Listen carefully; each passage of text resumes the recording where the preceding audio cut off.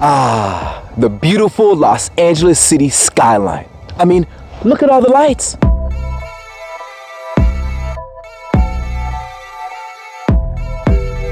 Rappers throughout history have referred to light in some fashion in their music, whether it be Common, Kanye,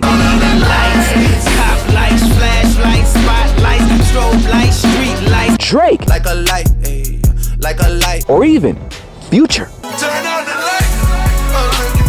Light is natural electromagnetic radiation and allows us to see everything around us. The main source of light on Earth is the sun, but clearly, technology has changed that. In a span of 6 generations, we went from the flicker of candles to a world where the majority of humanity is under the perpetual glow of artificial light. But have we ever stopped to think about the effects of this man-made ambiance on humans, or what it could be doing to the world around us? I'm here at Crash Space LA to talk to an industry expert who's doing scientific research in light pollution to see just how real of a threat this new form of pollution really is. Let's check it out. Hip Hop MD, Hip Hop Science here. I am with Levi Simon. How are you doing today? All right. He is an ecologist. He's working on a study called Project Coastlight, which is doing some research right now into the effects of light pollution in urban areas. How did you get into this field? What really drove your interest into this study? Originally, I'm a physicist by training, and I found out starting a PhD in physics, I didn't like it, but I found out when I did that I loved teaching as a TA.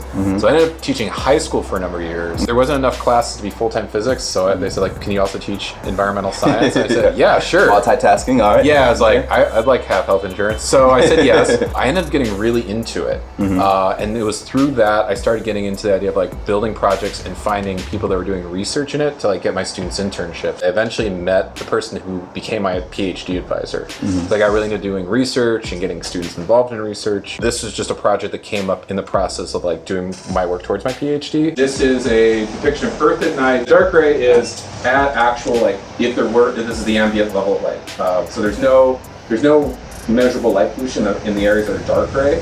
So you can see, like, there's still large chunks of the planet we haven't managed to illuminate. I found your presentation very interesting. A lot of cool facts. A lot of people don't commonly think about light pollution. You know, we always know about air pollution and water pollution and different things like that. What did you find most interesting doing this study? Larger range of brightness as you get. So, like, the idea of, it's not even, we just think about this uniform glow, this haze, and it turns out that it's not like air pollution where, like, if it's bad, it's usually pretty bad everywhere. Like, it just kind of smears out everywhere.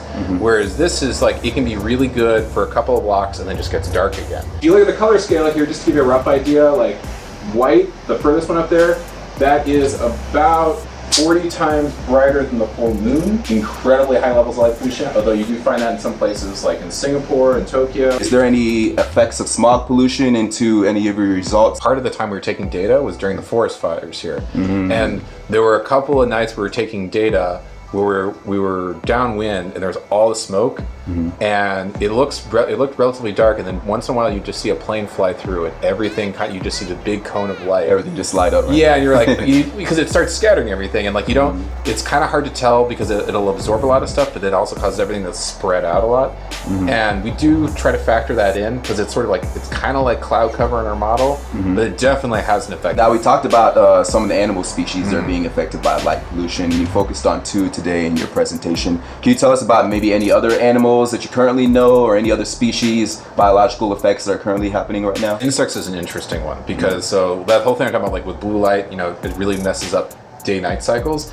So insects also seem to have this thing where a lot of them are attracted to violet or near ultraviolet light. Even with spiders that grow up in urban environments actually become less sensitive to light. This sounds kind of crazy, but like spiders that are from a city versus in the jungle, and they do this like this transplant where they go, okay, like you're doing a dark environment. City spiders versus the jungle spiders. Yeah, and it's like there seems to be like a difference. And so the question is like, is there at a genetic level, is there some adaptation going on? And that's like the next question. The city spider's a little more hip. How is this affecting these 2 species? Why are these 2 species? The western snow plover is a relatively rare bird, and it's really sensitive to a lot of anthropogenic stress, so noise, light. So the grunions seems to be like a lunar cycle, and so the idea would be if light pollution is throwing that off, because if it's really, really bright, are they going to be able to detect the moon as well, if that's what they're reacting to? Or here's one of the other things that's really interesting.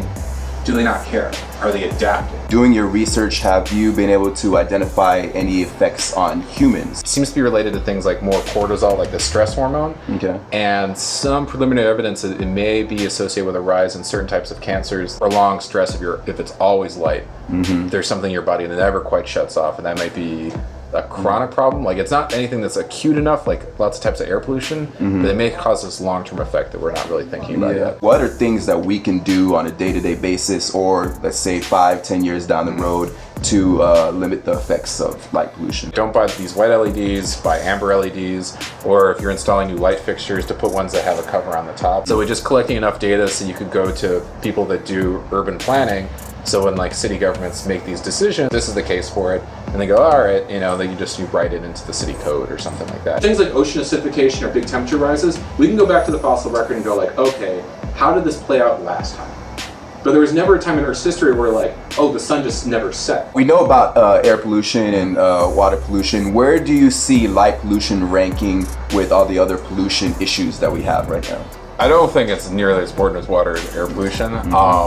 It's one of those things where it's not going to kill you. It's like that idea of like environmental stress, like, okay, it's just like one more thing on top of it, but because it's easier to fix it, we can solve this. Like, this isn't, you don't need like a Paris Accord to do this. Yeah. Like, you know, local city governments can actually start tackling this. Pollution is all around us, and normally we think of air pollution and water pollution, but today we learned that light pollution, though not a major threat, is still a very real thing. So next time you leave your porch light on, sit through LA traffic at night, or walk through an urban sprawl, think about what Sean Paul said. Just give me the light and pass the job. Because too much light may not be as good as what we once thought. I'm the Hip Hop MD. This is Hip Hop Science. We're off to our next science adventure.